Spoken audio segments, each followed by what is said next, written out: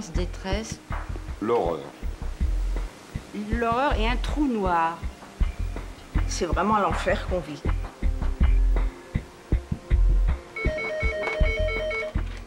SOS Dépression, j'écoute. SOS Dépression, j'écoute. J'en ai assez, je suis dans la précarité. J'ai même pas quelqu'un avec qui partager ça. Je suis toute seule, j'en ai marre, quoi. Qu'est-ce qui vous apaiserait? Là, par exemple, ce soir, qu'est-ce qui pourrait vous apaiser? Ce soir, quelque chose qui me rassure, déjà de pas sentir cette angoisse dans la poitrine partout, là, ça, c'est vraiment... Si vous voulez me dire quelque chose, Quand bien même je vous dirais que c'est pas pour autant que vous... L'écoute, c'est remarquable, que ce soit sur la ligne ou en visite, puisqu'il n'y a plus tellement de paroles finalement dans le monde actuel. Si vous voulez, ça ne passe plus. Les gens ne prennent plus le temps, les gens semblent se désintéresser les uns des autres. Donc ce sont des moments extrêmement privilégiés et très forts. C'est-à-dire que nous, on a des gens qui nous appellent, ils n'ont jamais parlé d'eux-mêmes. Véritablement, ça il faut le savoir, qu'ils n'ont jamais pu, je ne parle pas de livrer des secrets, je veux dire parler d'eux, tout simplement. On va capter l'émergence des idées suicidaires et on va, grâce à une écoute quand même assez spécifique, se rendre compte que de l'état dans lequel la personne s'est engagée dans ce qu'on nous semble être une trajectoire. C'est plus une écoute qu'une parole. Juste donner la possibilité d'avoir un lieu, d'avoir une ligne téléphonique où on peut dire « ça va pas ». Je n'en peux plus, quand je vous dis je n'en peux plus, je n'en peux plus. Depuis 14 ans, au cœur de Paris, SOS Dépression reçoit entre 20 et 50 appels par soir. Des étudiants en psychologie et des psychiatres se relaient jour et nuit pour assurer l'écoute et l'urgence de ceux qui dépriment, vivent une crise d'angoisse ou ont envie de mourir. Elle a besoin que je l'aide, pardon. Vous allez sur une urgence? Je pars sur une urgence pour un enfant de 10 ans. Tu vas alors? Qui sont un petit peu suicidaires. Pas bien du tout. Le problème, c'est de trouver une bonne distance entre... pour à la fois pas être trop loin, j'allais dire du patient, de la personne qui téléphone, et à la fois pas être trop près pour pas se faire bouffer.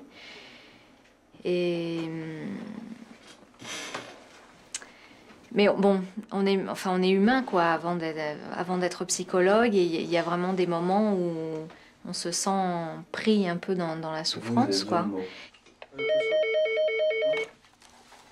SOS Dépression, j'écoute. Je suis un petit peu embêtée parce que je viens d'avoir un coup de fil.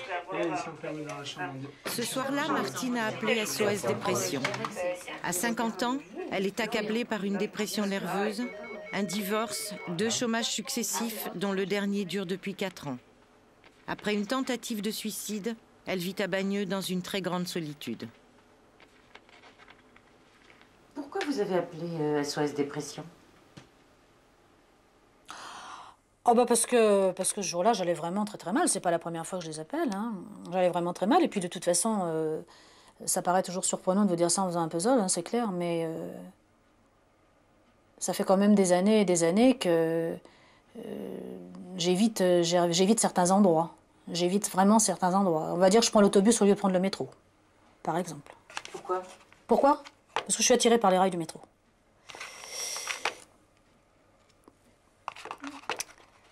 Je suis pas quelqu'un de démissionnaire, mais je suis fatiguée.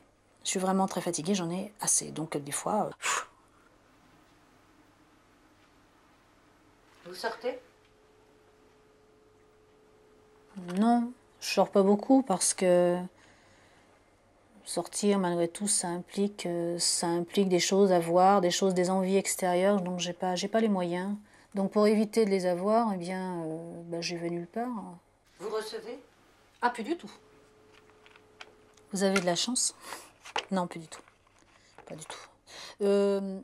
Ça aussi, c'est très difficile. C'est une question de moyens. Alors, on peut partager un plat de pâtes, mais il arrive un moment où même un plat de pâtes, on a du mal à le partager. C'est difficile. Les comprimés anti-machin, ça vous aide, c'est clair, hein, on ne va pas dire le contraire. De toute façon, vous ne calculez plus rien, hein. Donc, ces petits machins-là sont censés vous donner une pêche d'enfer. Petit à petit, effectivement, le circuit se remet. Bon, d'accord. Lorsqu'on s'écroule, il y a une raison.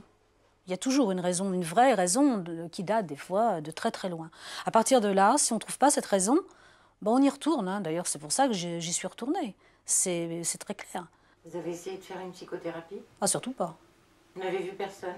Non, j'ai vu, on va dire, 2 fois, 2 personnes différentes, 3-4 fois, 3-4 séances.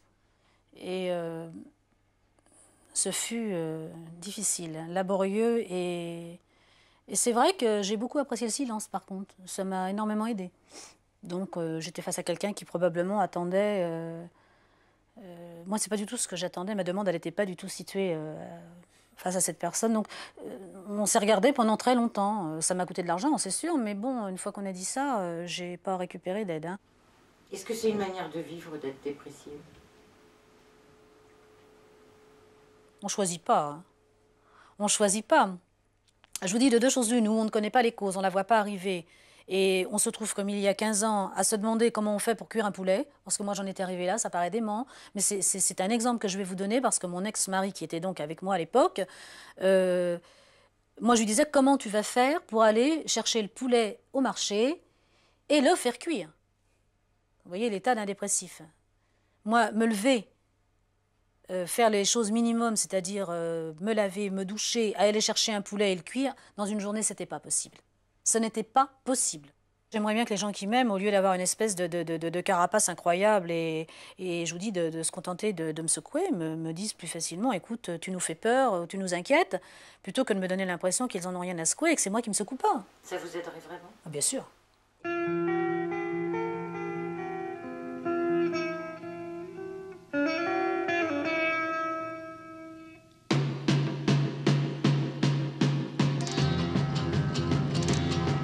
Précarité, rentabilité, efficacité font la loi dans le monde du travail. Tout va trop vite pour la majorité des cadres. Ils ont le blues et chaque jour ils doivent se surpasser pour être à la hauteur. Le Bureau international du travail estime le coût du stress à 200 milliards de dollars par an, soit 10 fois le coût des grèves ou le bénéfice cumulé des 500 premières entreprises mondiales. En France, la CGC a créé un observatoire du stress. Les médecins du travail sont les premiers à constater que le stress est un facteur de dépression.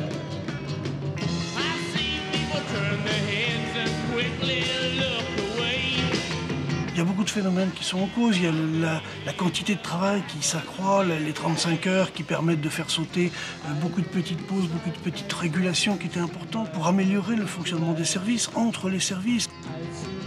Dès que quelqu'un est un peu fragile, dès qu'il le signale, dès qu'il le dit, il sort des trajectoires de progression, ça c'est clair. Il devient, comme on dit, un loser. Parce qu'actuellement, la technique patronale se dit oui, mais il est fragile, il n'est pas fort, il n'est pas un gagnant, il a des problèmes chez lui, ou il a des problèmes d'argent ou personnels. Et jamais on pense au travail. Trop de pression professionnelle, une vie qui bascule, et c'est la dépression qui menace. Avec elle, une question fondamentale se pose. Suis-je à la hauteur? C'était à Pâques, il y a 6-7 ans. Je vais partir en week-end et j'ai dit à ma femme, je suis fatigué, je voudrais rester à la maison tranquille, je veux dormir, je suis fatigué. C'est vrai, bon, c'est vrai que je suis un peu sur la corde. Hein. Je me suis effondré et ça a duré 4-5 jours. Je ne me suis pas relevé. J'ai dormi pendant 4-5 jours. Donc évidemment, panique totale, parce que plus envie de parler, enfin vraiment un sommeil, mais j'arrivais à dormir profondément, pas m'alimenter, je dormais. À 47 ans, Serge décide de se faire hospitaliser à la clinique du château de Garches. C'est sa 2e dépression nerveuse. Pour une efficacité thérapeutique plus grande, le docteur Cuche lui prescrit des antidépresseurs sous perfusion quotidienne. Serge Juliel est styliste de mode et chef d'une petite entreprise. Seulement voilà, une vie trépidante, trop de responsabilités, trop de contrats à gérer et le doute qui s'installe. Ouais, il me fait passer devant tout le monde. C'est vrai?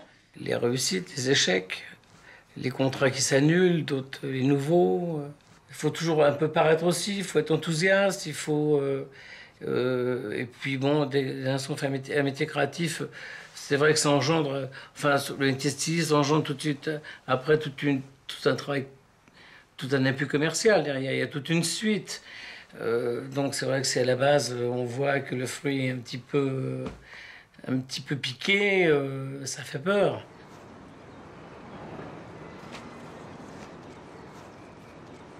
La dépression, c'est aussi d'être seul. Enfin, il m'arrivait de penser 2 jours avant à un coup de téléphone et de ne pas pouvoir le faire.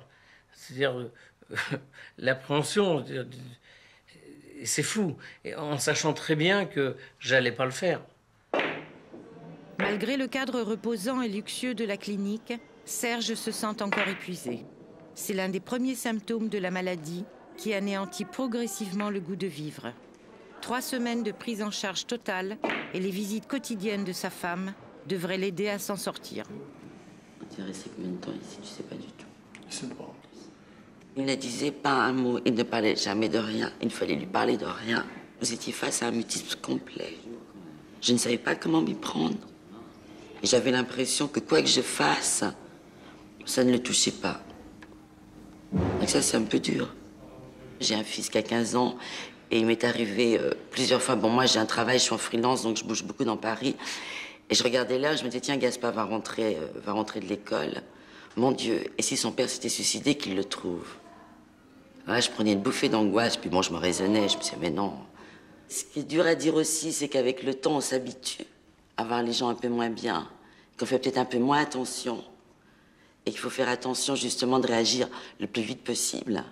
Et ça, c'est pas toujours évident, parce qu'on est quand même très seul. Quand on vit avec la personne, on est très seul, dans le sens où on est seul à pouvoir juger de l'état. L'entourage est un élément capital dans le traitement de la dépression, mais il vient rarement à bout de la tristesse du malade. Pour aller plus vite, pour répondre aux offres publicitaires des laboratoires, et parce qu'ils sont efficaces, les antidépresseurs restent le meilleur remède. Ils lèvent les symptômes, mais selon les rapports des pouvoirs publics, ils sont prescrits à tort et à travers, tant par les psychiatres que par les généralistes. 4 jours. La polémique, c'est pas on donne trop d'antidépresseurs aux déprimés. La polémique, c'est théoriquement, on donne trop d'antidépresseurs, toutes prescriptions confondues. Et parallèlement à ça, d'autres statistiques montrent que beaucoup de déprimés ne sont pas traités correctement et ne reçoivent pas d'antidépresseurs. Alors, je crois qu'il faut un petit peu raison garder. Je crois que nous faisons des progrès dans le traitement des déprimés, nous faisons des progrès dans la prescription d'antidépresseurs. Il y a encore beaucoup à faire. C'est vrai qu'il y a des erreurs, c'est vrai qu'il y a des prescriptions peut-être discutables, mais quand même, dans l'ensemble, je dirais qu'il y a malheureusement encore trop de déprimés qui ne sont pas assez bien traités. Le généraliste est le premier médecin que l'on consulte en cas de syndrome dépressif. Vous savez, c'est pas très facile lorsqu'on voit quelqu'un qui est épuisé, fatigué, découragé, irritable, anxieux, qui est en train de remettre en cause ou en danger sa vie professionnelle ou sa vie familiale. C'est quasiment impossible pour le médecin généraliste de ne pas prescrire, de ne pas proposer en tout cas un antidépresseur, en sachant que dans 80% des cas, en 15 jours, les symptômes vont être levés. Alors après, on verra bien. Après, ce sera au patient lui-même d'en décider avec le médecin. Médicaments ou psychothérapie, les 2 traitements sont préconisés simultanément ou successivement. Mais il faut trouver le bon dosage pour éviter la dépendance. On est rentré dans une société de performance où les performances insuffisantes peuvent faire l'objet d'aides extrêmement diverses, soit de type pharmacologique, soit de type thérapeutique, soit de drogue tout court. La drogue est l'horizon aujourd'hui, comme ça, fantasmatique du médicament psychotrope. On droguerait les gens avec ces molécules.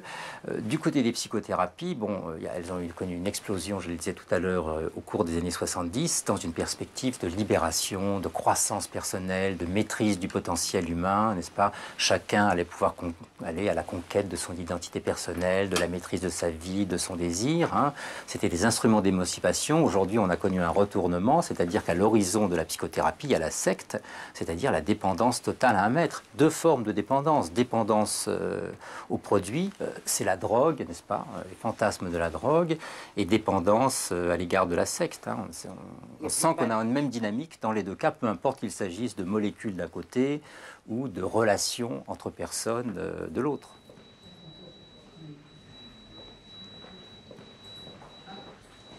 Il arrive pourtant que les médicaments et les psychothérapies restent sans effet sur cette longue maladie. Dans la tradition psychiatrique, et notamment ici à l'hôpital Sainte-Anne, on fait encore près de 2000 électrochocs par an. Le docteur de Carvalho et l'équipe du professeur Lowe utilisent les ECT, soit l'électroconvulsivothérapie, dans les cas de dépression très graves.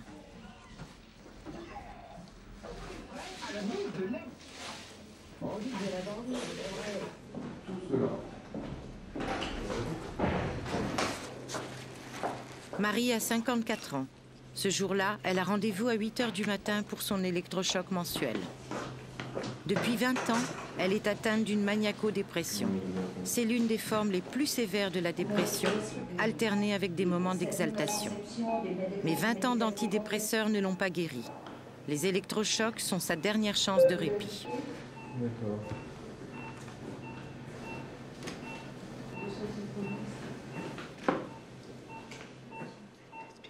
Comme pour une intervention chirurgicale, Marie est sous anesthésie générale.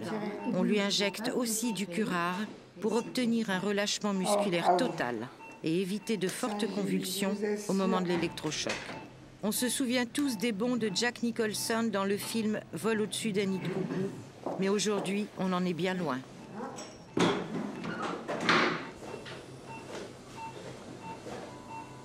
Alors vous allez respirer. Ah, pourquoi vous ne mettez pas l'oxygène? Bah, il est là à côté. Ah oui. Quand vous dormirez, je vous mettrai l'oxygène comme d'habitude. On fait comme d'habitude. Bien sûr, voilà. bien sûr. Bah oui. Ça va? Vous vous sentez partir?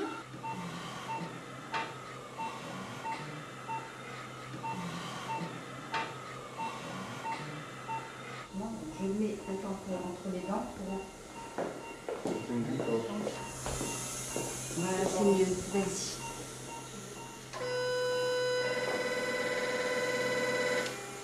Voilà. La crise convulsive a duré moins de 50 secondes. On a des événements aussi au niveau du rythme cardiaque. On a une tachycardie. Et puis, à la fin de la crise convulsive, on va prendre une tension artérielle qui va certainement être augmentée. Donc entre l'endormissement et finalement le réveil, il va se passer... en tout 10 minutes.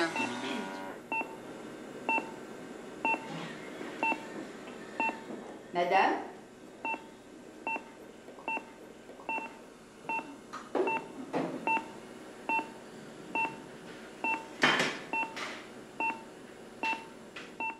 Comment ça va? Vous vous réveillez?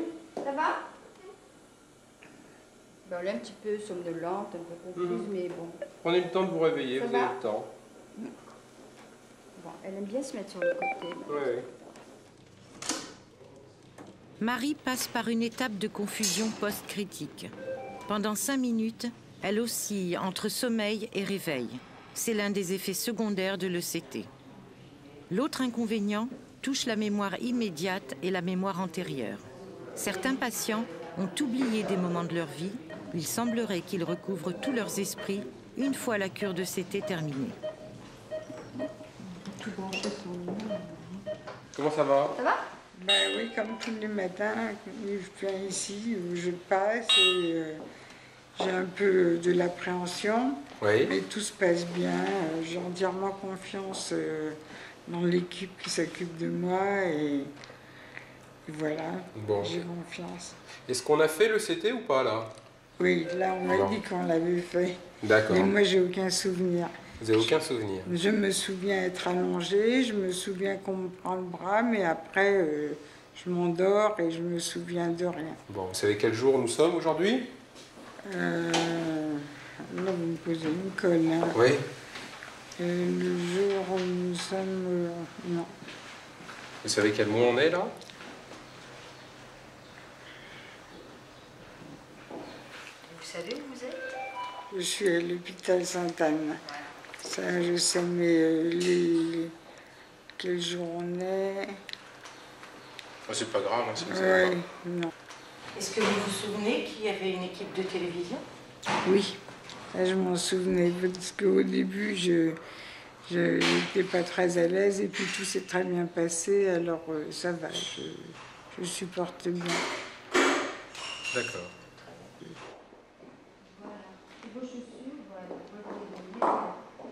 Ça ne tourne pas?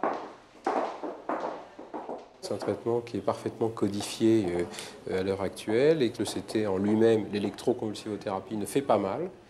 Mais ce que l'on provoque par un stimulus électrique, c'est une convulsion généralisée, une sorte de crise d'épilepsie, qui entraîne l'efficacité par un certain nombre de remaniements au niveau biologique, au niveau cérébral, qui sont assez complexes, assez diversifiés, mais qui entraînent une efficacité antidépressive qui est attestée maintenant de par le monde, par tous ceux qui pratiquent cette technique. Les antidépresseurs, comme les électrochocs, l'électroconvulsivothérapie, provoquent des effets que l'on appelle des effets trophiques, c'est-à-dire qu'ils provoquent non seulement une survie du neurone. Le neurone est la cellule élémentaire au niveau du cerveau qui permet la transmission de l'influx nerveux, la transmission des informations, mais que non seulement donc, il y a une survie neuronale plus importante, mais qu'il y a que l'ECT ou les antidépresseurs entraînent une plus grande connexion des neurones entre eux. Alors pourquoi est-ce qu'ils font peur encore ?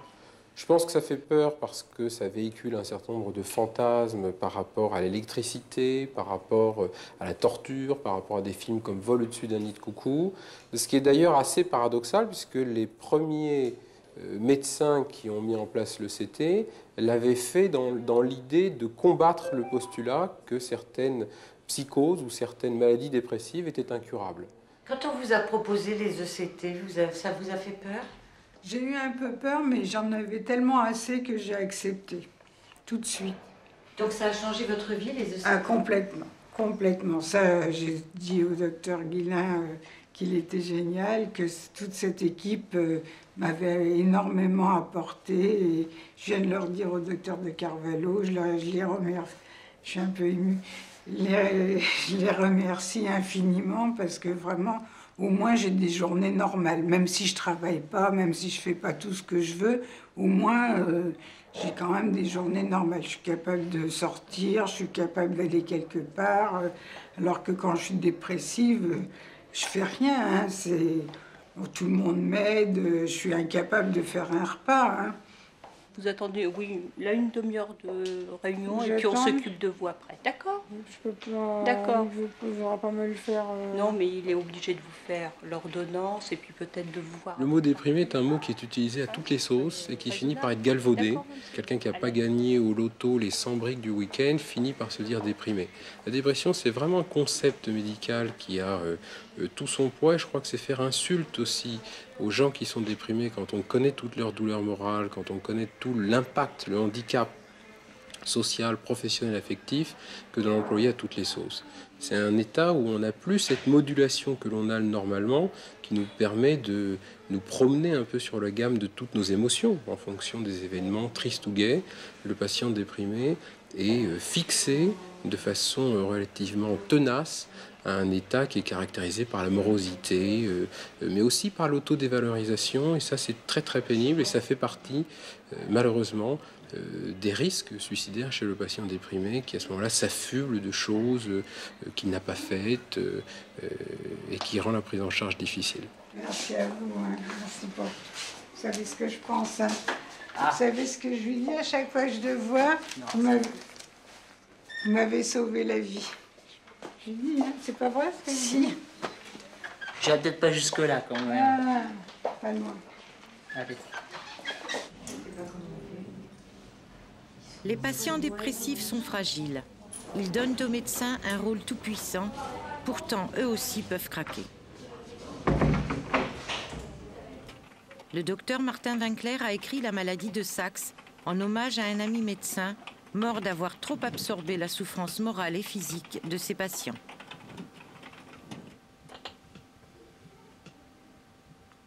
C'est pas le fait de boire la souffrance de l'autre qui est agressif. c'est le fait que la souffrance de l'autre renvoie à sa souffrance propre. Et que quand quelqu'un va venir vous parler, par exemple, de ses problèmes conjugaux ou du deuil qu'il a fait de son père ou de sa mère, et que vous-même, vous n'avez pas bien fait votre propre deuil d'une relation amoureuse ou d'une personne que vous aimiez, nécessairement, ça résonne de façon tellement vive que vous le prenez pas bien, quoi, que c'est quelque chose de très difficile à assumer. Ça fait partie des choses qu'on n'apprend pas aux médecins et qu'on ne pourrait leur apprendre qu'en leur faisant prendre conscience du fait que les symptômes dépressifs ou anxieux qu'ils rencontrent chez les anges sont les mêmes que ceux qu'ils éprouvent eux-mêmes. Or ça, surtout, on ne veut pas l'aborder. Parce que si vous l'abordez de plein fouet, vous êtes obligé de parler de la dépression et de l'anxiété des soignants et de la culpabilité des soignants. Il y a un sentiment d'indignité dans le fait que tout le monde attend de nous que nous soyons des sauveurs, des sauveteurs, alors qu'on est dans le même bain. Vous voyez ? Comme si on était dans une sorte de frêle esquif, tout le monde est autour de vous en train d'essayer de surnager. Vous, vous êtes sur une barque qui tient un peu mieux l'eau, et encore, que les autres, mais vous ne pouvez pas faire monter tout le monde dessus, et de toute façon, il n'y a pas d'île en vue. Nous avons retrouvé Marie chez elle, quelques heures après sa séance d'électrochoc. Les effets secondaires des ECT sur la mémoire ne se sont pas fait attendre. Je crois que c'est 18,95. Attendez, je téléphone à mon mari.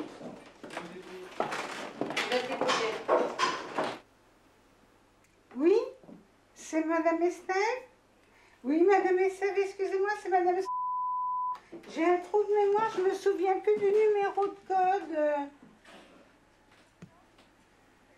Ah oui, c'est ça, j'allais faire l'autre. Merci, hein, excusez-moi. Au revoir. Voilà, ça me revient. Vous allez faire vos courses maintenant? Là, je vais aller faire mes courses, oui. Et puis, j'ai repéré un... Oui, j'ai déjà oublié. Bon, mais ça ne vous intéresse pas. Mais vous voyez, pour vous montrer, je viens de le voir et j'ai oublié. J'ai des trous de mémoire.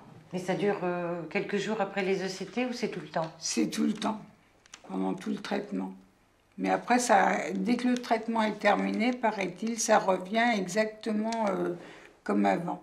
Comme j'avais une excellente mémoire, j'espère que c'est vrai parce que ça me manque. C'est pas très drôle d'aller à l'hôpital de jour, de passer ces journées comme ça, alors que j'étais super active, que je faisais beaucoup de choses. Mais je prends mon mal en patience, hein, j'ai pas le choix. Et l'espoir? Ben, j'espère qu'ils vont m'en sortir complètement. Hein. Ils m'ont demandé 2 ans. Donc encore une année. Vous voyez, on n'est pas au bout de nos peines. Hein. Encore une année. Mais c'est autre chose, la vie, maintenant. Ah oui, ça a complètement changé. Mais pour que ce soit apparemment complètement stabilisé, l'humeur, il faut attendre encore 1 an.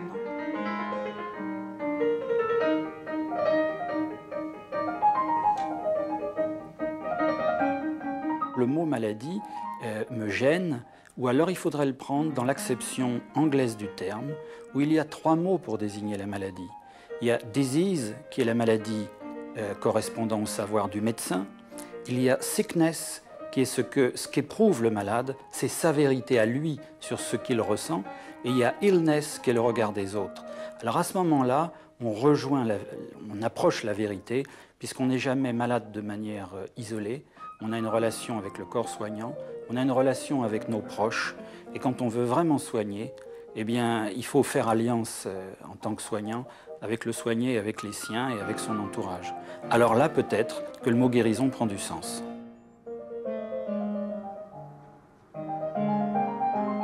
La dépression est une maladie insidieuse. Quand on ne peut plus vivre son quotidien, quand l'entourage et les traitements sont insuffisants, on choisit l'hospitalisation. La parenthèse est parfois douloureuse, mais nécessaire. Nous avons passé quelques jours dans une clinique psychiatrique de la région de Montpellier. L'établissement a été créé dans les années 70, en pleine vogue de l'antipsychiatrie. Les blouses blanches y sont rares, les pathologies se mélangent, mais les malades encadrés par une équipe pluridisciplinaire prennent le temps de faire le point. À la clinique de la Lironde, les activités physiques et manuelles se succèdent. Balnéothérapie, ateliers créatifs, psychodrame, musique ou gymnastique, chacun se soigne à son rythme et adapte son traitement médicamenteux. Le 5, tu vois, il fait grave.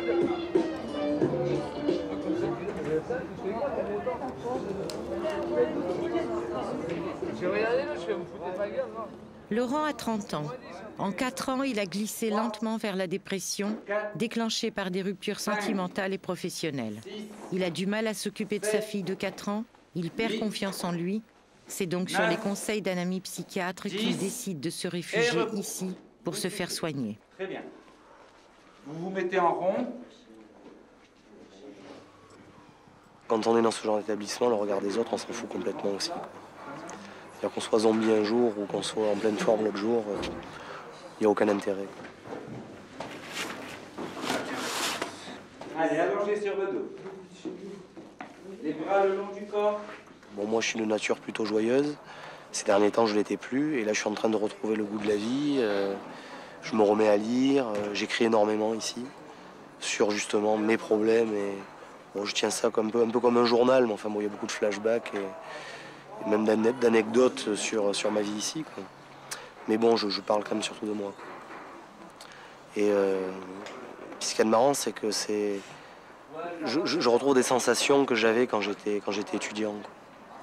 C'est-à-dire quand j'avais la vie facile. Ici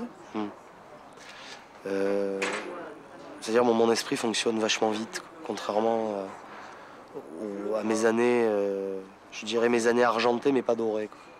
C'est-à-dire quand je travaillais 11 heures par jour, 6 à 7 jours par semaine, et où je gagnais beaucoup. Pour moi, c'est un nouveau départ, quoi. Là, je vais prendre une nouvelle route, quoi. C'est-à-dire je vais sortir de la propre dans ma tête, les idées bien en place, en espérant, enfin j'espère surtout acquérir la maîtrise des outils que j'ai en moi et pouvoir me stabiliser après, pour pouvoir vraiment vivre. Dans mon sac, j'ai toujours pas fait. Bonjour. Bonjour. Bonjour. Bonjour. Toutes les productions vont rester internes à l'atelier. De même, ce qui se dit dans l'atelier ne sort pas. Chacun, s'il y a des choses dont vous avez envie de parler à votre médecin, vous pouvez le faire. Mais on ne parle pas de ce qui se passe ici, ni moi, je ne le fais pas, à l'extérieur de l'atelier. Ce jour-là, le travail d'écriture est basé sur 3 mots choisis librement.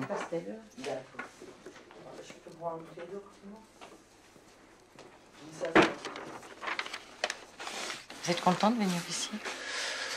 De venir dans l'atelier, vous voulez dire? Ouais, c'est un atelier qui me plaît bien. Pourquoi? Parce qu'il y a une grande liberté, je veux dire, dans ce qu'on va faire. Même si aujourd'hui on nous a dit de l'écriture, on arrive toujours à s'exprimer comme on veut, quoi. Enfin, je veux dire, il n'y a pas de barrière, quoi.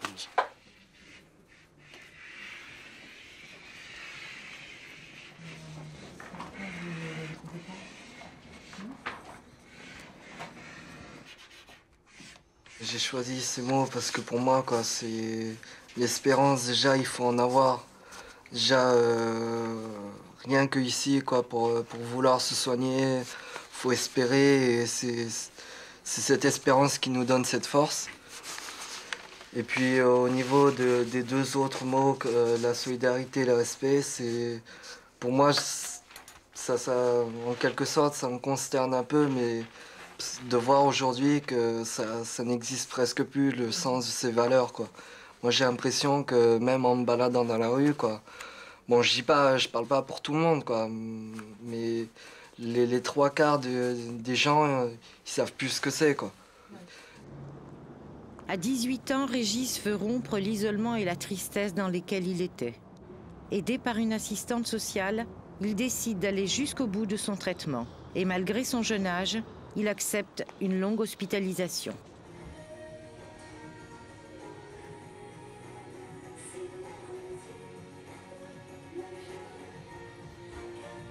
J'ai commencé à écrire quand je m'entendais plus trop avec mes parents. Puis le seul moyen pour moi de m'exprimer, ben, c'est d'écrire, quoi. Donc j'ai fait énormément de poèmes et puis moi, je considère ça comme une, entre guillemets, une autothérapie. Depuis quand tu souffres? Depuis, je dirais depuis que j'ai été abandonné à 3 ans, quoi. J'ai remarqué que bon, ça venait un peu de là, ça venait aussi de la relation que j'ai eue avec mes parents. Et... Tes parents? Oui, mes parents, oui, mes parents adoptifs. Et puis voilà, quoi, c'est... Et bon, là, il y a, je dirais, à peu près quelques mois, j'étais avec... je partageais des moments avec quelqu'un, puis d'un coup, du jour au lendemain, ça s'est arrêté, donc ça, en quelque sorte, pour moi, ça a aggravé les choses, quoi. Le meilleur moyen, en fait, pour se soigner d'une dépression, c'est de parler, quoi. Tout le monde le dit, tous les adultes que je côtoie, ils me le disent, donc... Même moi, je m'en rends compte, donc bon, petit à petit, j'arrive un peu plus à m'exprimer. Bon, j'ai encore du mal parce que bon, j'ai un côté réservé, puis j'ai pas une bonne, comment dire, j'ai pas un très bon vocabulaire, mais bon, ça viendra petit à petit. Je pense que le temps est l'un des grands facteurs pour soigner, quoi.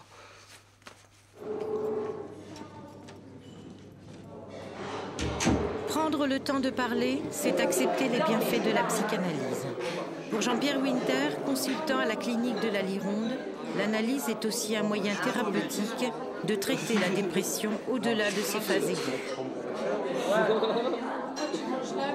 Si la personne qui vient parler de ce qui la préoccupe dans ce moment de dépression se dit que la dépression est aussi une chance, la chance d'en savoir un peu plus long sur soi, hein, c'est-à-dire d'approfondir le rapport qu'on a à ses sentiments, à ses pulsions, à l'entourage, à soi-même, etc.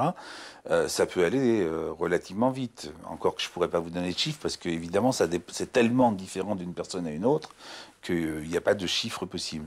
Mais si la personne continue à vivre la dépression comme un ennemi, comme un état qu'il faut abattre, évidemment, ça risque de durer un petit peu plus longtemps. À la clinique, les soirées sont plus longues. Les équipes soignantes se relaient, mais c'est aussi un moment où l'angoisse se fait plus forte et où la tension peut monter plus vite. Vous prenez quoi, les deux? Jamais je pense ça. Doucement. Allez, 2 jours. On va mettre 2 jours avant. Petit subutex, c'est ça. C'est casse la vitre autour de l'autre. Un petit subutex, c'est ça.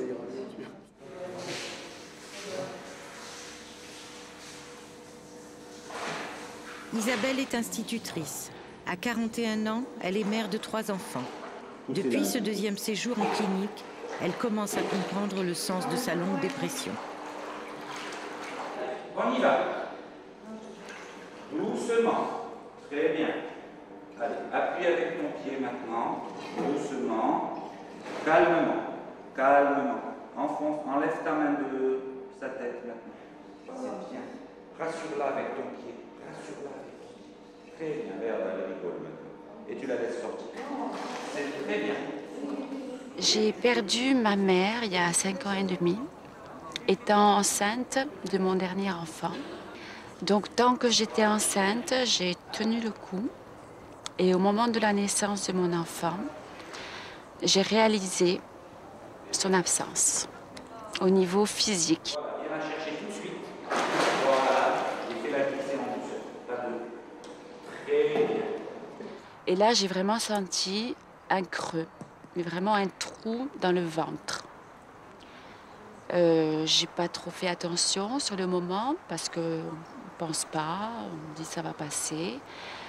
J'ai fait un refus de cet enfant parce que pour moi, il était lié à maman. J'ai mélangé naissance, mort. J'ai commencé à arrêter de vivre.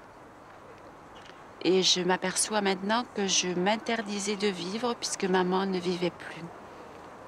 Donc j'ai arrêté de manger, j'ai arrêté de dormir. J'ai tout arrêté. J'ai fait une tentative de suicide.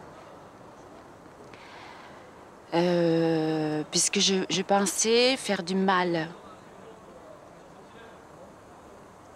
Très fortement, vraiment faire du mal à mes enfants et faire du mal à mon mari en étant présente.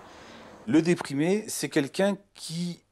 La dépression, plus exactement, c'est un état dans lequel quelqu'un éprouve, interprète une perte d'objet, une perte d'amour, comme une frustration. C'est-à-dire comme quelque chose que quelqu'un lui a volontairement enlevé. C'est-à-dire pas une privation, c'est-à-dire quelque chose qui n'existerait pas, mais quelque chose que quelqu'un volontairement lui a enlevé. Ça déclenche un processus d'agressivité, mais c'est son interprétation des faits qui déclenche ce processus d'agressivité. L'agressivité n'est pas loin de la haine, et quand on éprouve de la haine, on se sent coupable. Cette haine qui a été éprouvée, on la retourne, sous l'effet de la culpabilité, on la retourne contre soi. Et c'est là que commence la dépression. Avec un bracelet. Alors là, vous avez un mètre. Là, il vous peut le faire en bracelet, c'est plus simple. Je n'étais pas capable d'élever mes enfants. Je ne pouvais plus faire la cuisine. J'avais des problèmes de sexualité aussi, donc plus bonne épouse. Plus rien. Il n'y avait plus rien. Un trou. Maman m'a laissé un trou que je suis en train de combler petit à petit à l'aide de toute l'équipe d'ici. Paroles et musique font alliance lors des séances de musicothérapie. Quelques heures de détente, parfois d'angoisse, mais surtout l'occasion de pouvoir exprimer librement ses émotions.